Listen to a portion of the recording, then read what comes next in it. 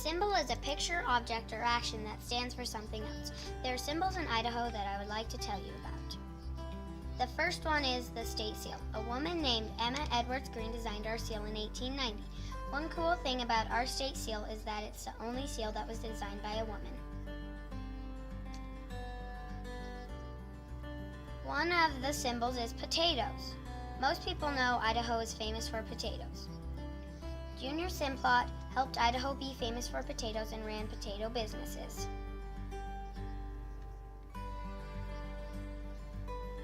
The monarch butterfly is our state insect. A fourth grade class was learning about the monarch butterfly and thought it would be a great symbol and submitted it to the legislature. They made the monarch butterfly our state insect. The star garnet is the state gem. The star garnet can only be found in Idaho and India. Our state horse is the Appaloosa. It is the first breed of horse known to men. An Appaloosa is never the same as another Appaloosa. The symbols are important in Idaho's history and futures. What is your favorite symbol? Idaho's geography. Geography is the study of Earth and the people living there. Idaho has geography that is very interesting. I'll explain it to you. Idaho is a state inside the United States, which is inside our continent, North America. The land is a mix of forests, farms, rocks, valleys, rivers, lakes, deserts, and of course mountains filled to the brim with gold and rare gems. Idaho may look small but has a surface area as big as Texas. The people come from all over the world to see the beautiful sights.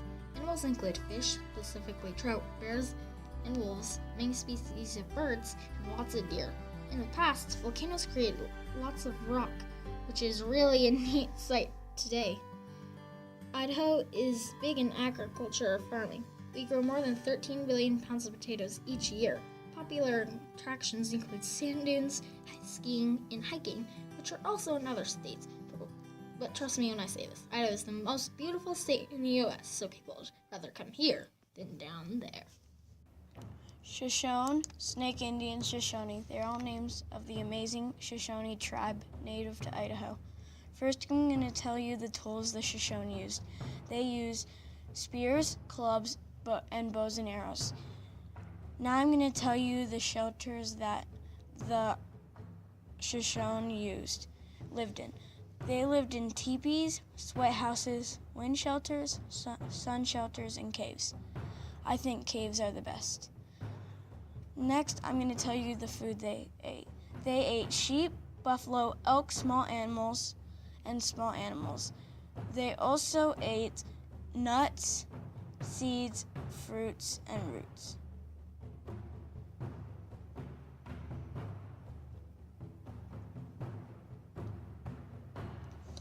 Now I'm going to tell you the dangers of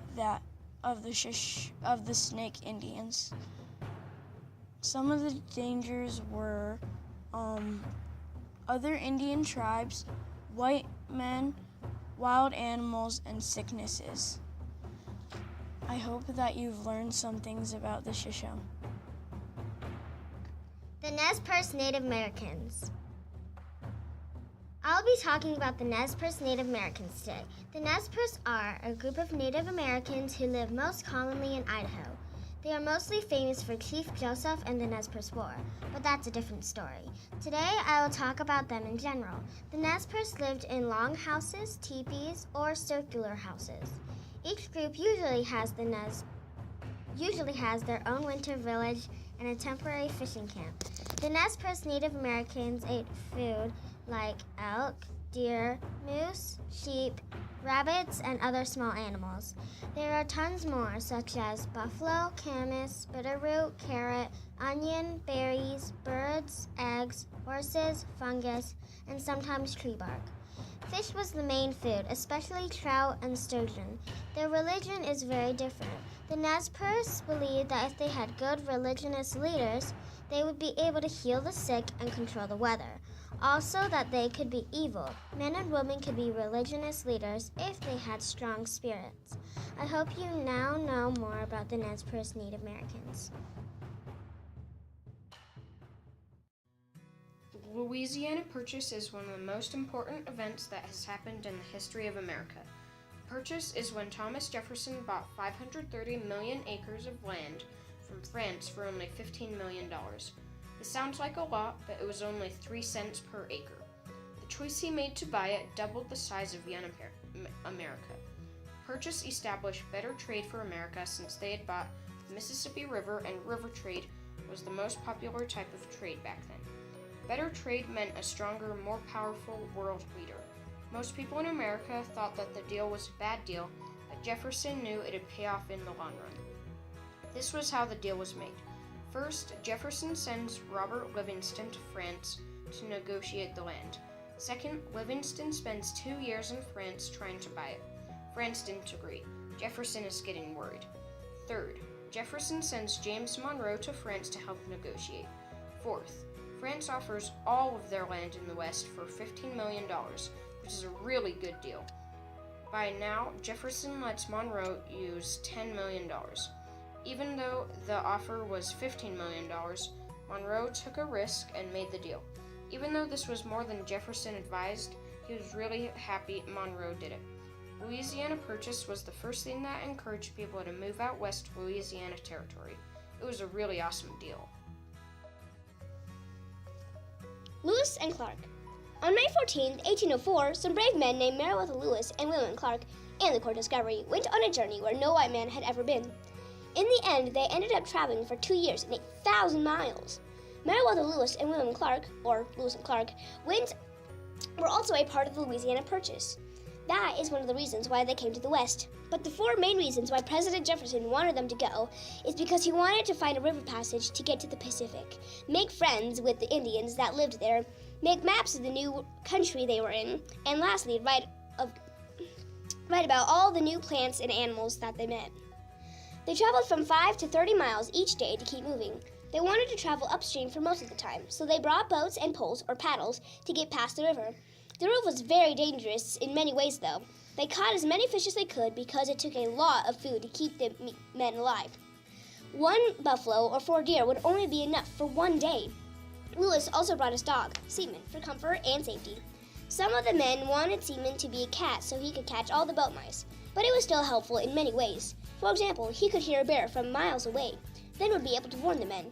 A man named Sergeant John Floyd died on the journey. They named the place where they buried him after his name to remind them of the great man. Surprisingly, he was the only man to die on this very dangerous journey. Today, we are grateful for Lewis and Clark and how they journeyed the West so we could live or explore here ourselves. Lewis and Clark are great men, but on their journey west, they had some trouble on the way. Some of the hardships they experienced were they had to hike 18 miles to get around the Great Falls. The ships got filled with water. The masts got stuck on a sycamore tree.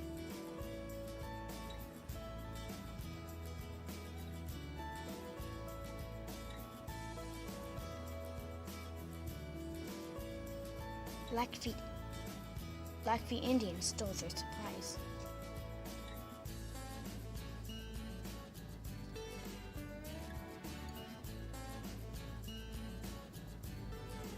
It took 10 shots to kill a grizzly bear that tried to eat them.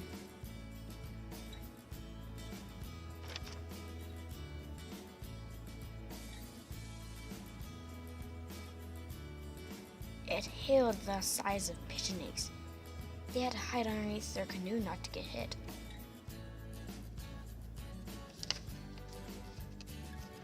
They had to hike the Rocky Mountains of Idaho.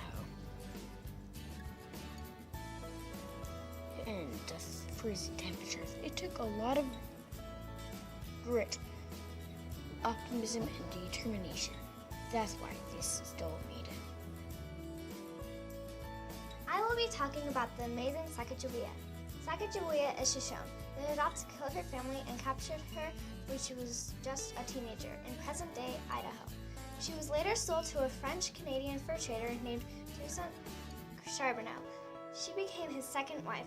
He didn't treat her very well. Sacagawea and Charbonneau went on the journey with Lewis and Clark.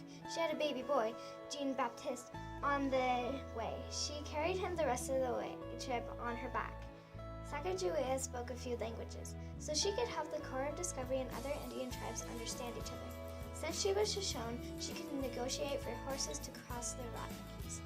She also found edible plants, so none of the men got scurvy. Sacagawea's name is spelled many different ways. Depending on how it's pronounced, her name means bow pusher or bird woman. Many scholars think bird woman makes more sense. Most people think Sacagawea died a few years after her time with Lewis and Clark. Sacagawea remained in Fort Manuel along the Missouri River in present-day South Dakota, where she gave birth to a baby girl named Lisette in August 1812. The fort's clerk, John Ledig, wrote the news of the day in his journal. On Sunday, December 10th, he sadly reported that this evening the wife of Shevner, a snake squaw, died of a putrid fever. She was a good and the best woman in the fort.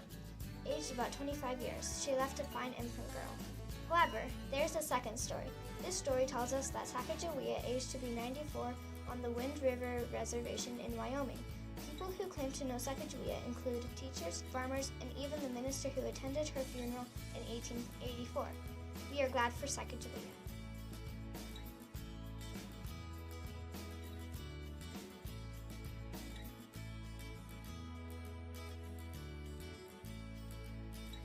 Pacific at last. There were many hardships along the way, and it took about 6 months, but they got to the Pacific in 1806. Then they wrote a letter to the president, telling him what they found. The president gave Lewis and Clark money and land for the many important things they did. They made maps and recorded things for about 300 plants and animals. The expedition gave many important things, but they also found one bad thing. There wasn't a passage to the Pacific. It was a huge success there.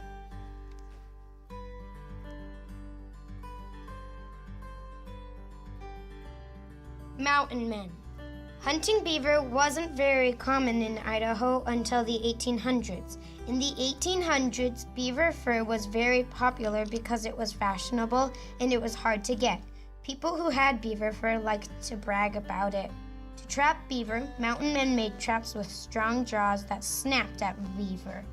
Mountain men ate buffalo meat, and they said that the tongue was the best part. They didn't get a lot of meat, but in times of plenty, they each ate 7 to 8 pounds of meat. In winter, the mountain men made one teepee and one log cabin so they wouldn't have to sleep in lean-to shelters. The mountain men got a lot of money from the beaver pelts because everybody wanted some.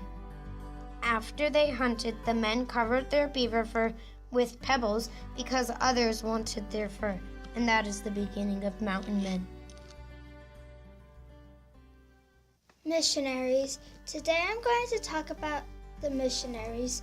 During the 1830s, missionaries went to Idaho to teach the Indians about the Bible. The missionaries called the Bible the Book of Heaven instead, though when they arrived they had to leave quickly afterwards. The Native American chief said, "You may use the supplies provided by Mother Earth, but you can't take anything off this land." But they didn't listen. Also, the missionaries tried to change the Indians, which caused some deaths and problems. Jason Lee was the first missionary in Idaho, but left shortly afterwards because of a death of a man. The most famous missionaries were the Spaldings and the Whitmans. The Whitmans had a big trouble with the Indians because Dr. Whitman tried to heal the Cayuse, but just made the disease worse. One day, a group of Cayuse men attacked the Whitmans and some others. Most were held hostage. The event is known as the Whitman Massacre. The Spaldings got news and left, but was deeply sad they had to leave their Nez-Perce friends. 20 years later, Henry Spalding came back to Idaho. He died shortly after he came. This is the history of the first missionaries in Idaho.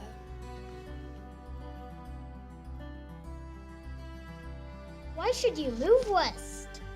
The first settlers in Idaho were missionaries, starting to fulfill the dreams of the Nez-Perce who wanted to have the white man's Book of Holiness. Narcissa and Eliza were the first white women to cross the Rocky Mountains, making other women's dreams of going to the east come true. Also, lots and lots of people were just greedy for gold. Getting gold meant getting rich. The second settlers found gold and told everyone in the east. Land was also plentiful and was extremely cheap. Lots of government leaders felt that they should expand to the from the Atlantic to the Pacific. Also, others just wanted to drive out the British. Maybe you can learn some challenges of moving west.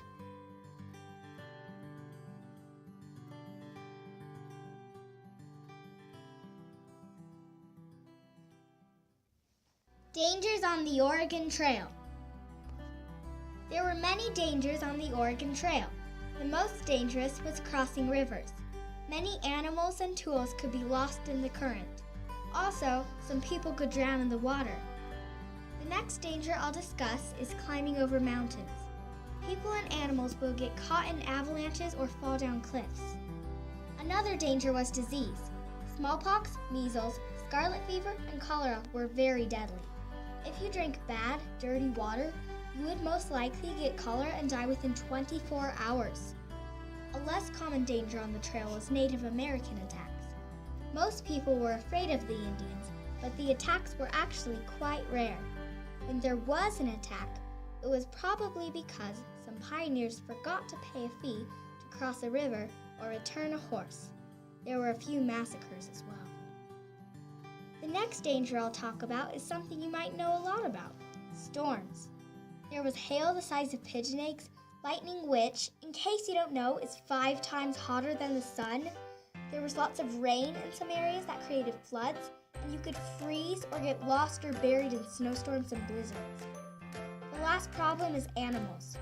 On the Oregon Trail, there were buffalo stampedes, frightened animals that would run amok, and great big grizzlies that would hunt you down and eat you.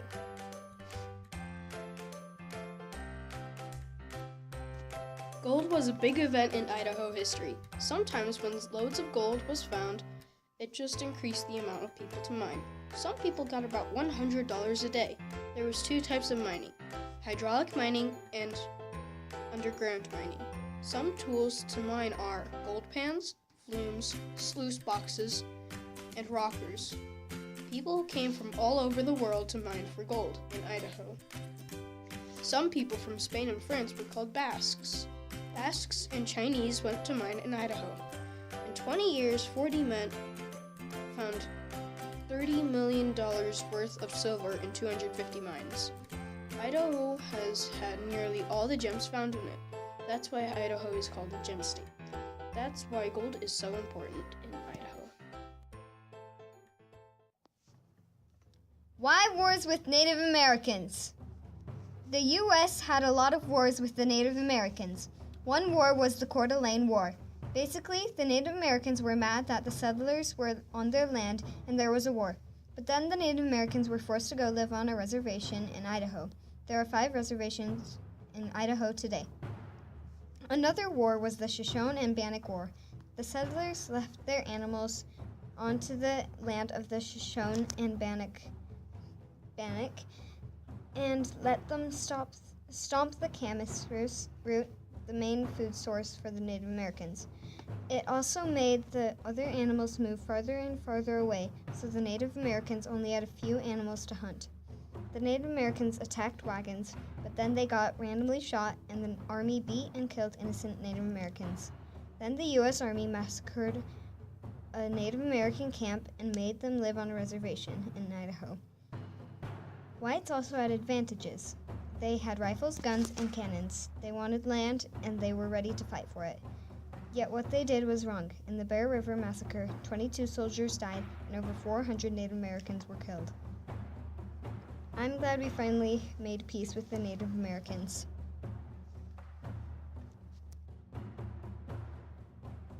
The Nez Perce War. The Nez Perce War was a very well-fought battle. This war started in June 1877 and ended in October 1877. This battle took place in Idaho. This battle started because some of the Nez Perce didn't sign the Treaty of 1877. They didn't sign this treaty because they didn't want to make their lands any smaller. There were also other treaties, such as the Treaty of 1855 and the Treaty of 1863. This group of Nez Perce didn't sign any of these treaties either. One of the most important battles in the war was the Battle of White Bird Canyon. The Nez Perce wanted to talk to the army. They approached the U.S. military with white flags. A civilian that was with the army accidentally shot his gun, starting the battle. Luckily, None of the Nez Perce died. The Battle of Big Hole was not as fortunate for the Nez Perce. The military attacked early in the morning, killing women and children along with the warriors. The last battle was 1,600 miles from the start of the Nez Perce journey. This battle ended because of 418 of the 750 Nez Perce Native Americans surrendered. Chief Joseph also wanted to, and this is what he said.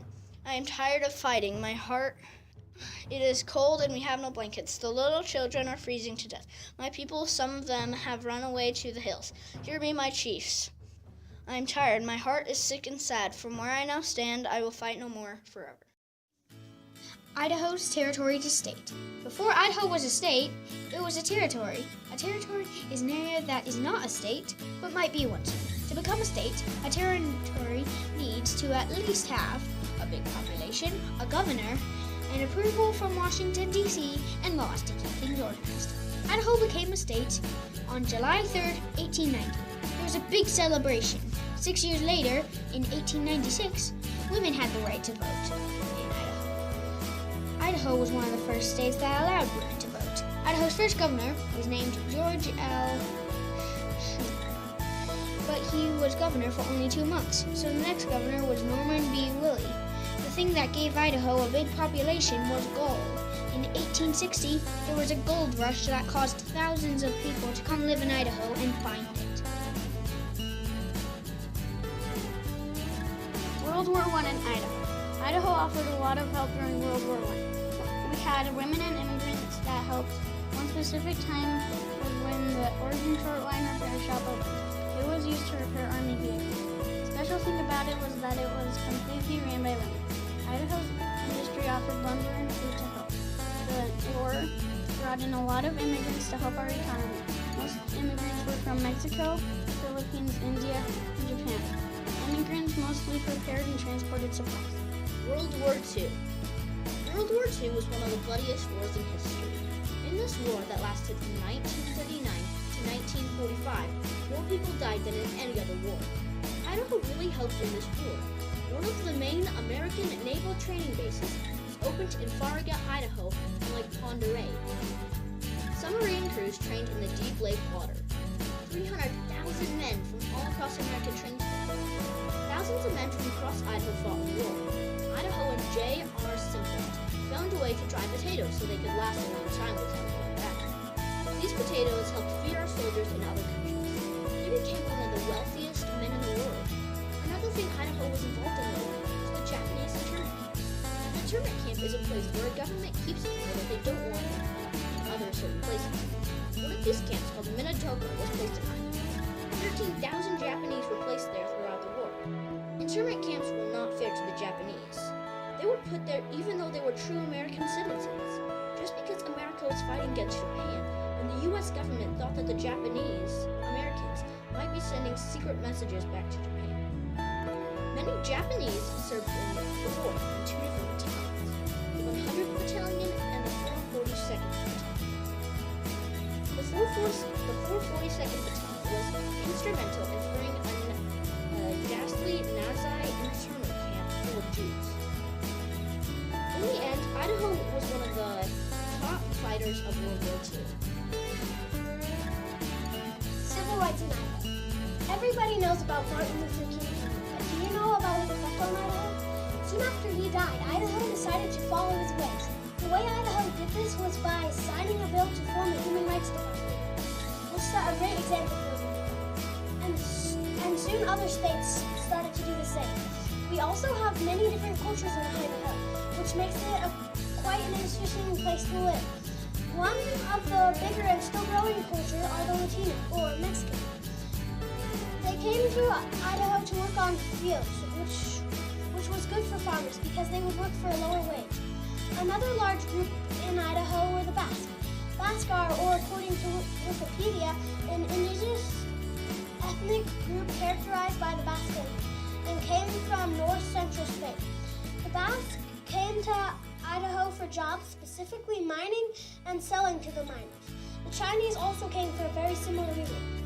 But when they realized they were being treated unfairly, like being charged more for their land, they started their own small businesses, which helped which helped support their neighborhoods. However, the Japanese came were working on the railroad and later decided to stay. But the Americans soon became scared and imprisoned them in internment camps. Reservations today in Idaho. A reservation is a bordered piece of land where things and people reside on. Every reservation has a tribal government. A tribal government watches over the land and keeps the reservation safe and clean. There are 5 reservations today in Idaho: Fort Hall, Nez Duck Valley, Lapway, and the Coeur d'Alene Reservation. Not all people that live on these reservations are Native Americans.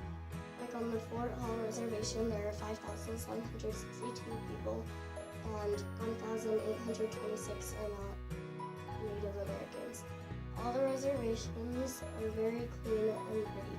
Like the Coeur d'Alene Lake makes really in a beautiful place. However, the Coeur d'Alene Lake suffers from heavy metal pollution, and for about 100 years, people treated it like a dump and put garbage in it. That is why there are tribal governments to help keep the reservation clean. The Nez Indians were once called the Ninipu. They live all over the world. The Nez Reservation is located in north central Idaho, and many people live there. I hope you get to explore Idaho's reservation sometime in your lifetime. Famous people in Idaho. Many people come from Idaho. These are some people I thought you should learn about. As you know, Idaho is famous for potatoes. Well, here's a little more about the man behind it, Junior Simplot. Junior Simplot was a potato farmer, but he started out selling animals, then used that money to start potato farming. Soon enough, he became the world's biggest potato farmer. Another person is the wife of the famous Walt Disney, Lillian Disney, an amazing woman who grew up in Idaho. She started cartooning in Idaho and carried the skill to help her husband Walt Disney in his works. Last, but definitely not least, named Philo T's Farm, an adventurer who had the idea of a television in only high school. He is known as the father of television. He grew up in Rigby, Idaho. Even though he was born in Utah, Idaho has most of the claim on him. Many more people come from Idaho. I encourage you to learn more about Idaho and its famous people. Idaho's economy. An economy is buyers and sellers, also known as consumers and producers. Idaho needs economics, some being agriculture, manufacturing, and healthcare. The top 3 industries in Idaho are 1. Manufacturing, 2. Agriculture, and 3. Tourism. In manufacturing, we are the top electrical equipment manufacturer. Agriculture is the backbone to Idaho's economy. In agriculture, we are the top producer of potatoes, and we produce 29% of it. We have 3,100 miles of river, more than any other state, so we have 72%. So we produce 72% of the USA's trash. Tourism is a big thing here. We get $3.4 billion every year just from it. Consumers are the people who buy the products or items, and producers are the ones who make the products. Joe Albertson made Idaho's first grocery store with a pharmacy in it. He made a grocery store, so he is a producer. You and I, we're all consumers. Idaho is known for some parts of its economy, like potatoes. Where would the world be without an economy? If you love to fish, canoe, hike, camp, or do any other fun, outdoor fun, Idaho should be your favorite. Idaho is also a top priority for people who love rivers. Our many waters have big, small, and even sometimes no rapids at all. You may also enjoy big, small, and even humongous fish. Idaho is one of the best places to fly fish. Some people travel all over America to get a peek at national parks. Did you know Idaho has a sliver of Yellowstone National Park in it? Come visit us in Idaho on your way to Yellowstone. In a town called Boise, you can find lots of fun festivals, museums, and more, such as Zoo Boise, Basque Museum, the Boise Aquarium, and the River Festival. Why am I giving this city special attention? Because it's a state capital. Some people also love to come to the chilly Idaho in winter. We have very decent mountains, lifts for skiing, and miles and miles for snowmobile fun. Some winters we get up to 4 feet of snow, perfect for many fun winter activities. Idaho also gathers travelers to show them our beautiful sights of nature in our abundant wilderness areas. For example, people come to see Shoshone Falls, Mesa Falls, Craters of the Moon, Mammoth Cave, and many state parks. For more information on state parks, go to my friend's website, destinationidaho.weebly.com. Come visit Idaho!